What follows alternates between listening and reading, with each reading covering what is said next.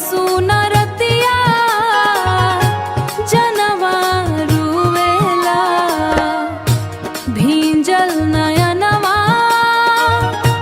तोहके पुकारे तोहे बिना सजना मन ना लागे।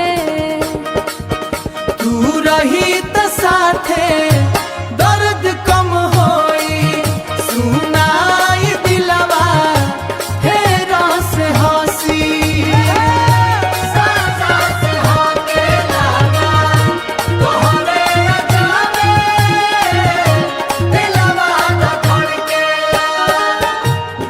रतिया के चंदवा तोहरे याद दिलावे टूटल ई दिलवा नाम तोहर गावे। तोहरे कजररिया जादू चलावे तोहरे मुस्कानिया जियरा चुरावे भींजल तकियावा रोज बतावे तोहरे बिना सजनी नींद न आवे।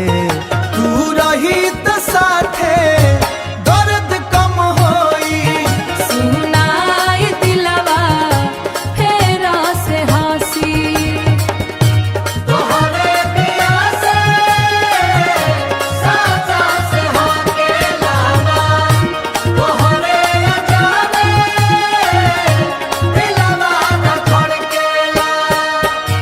तोहरे बहिया में तोहरे नजरिया बही के लौट या सजना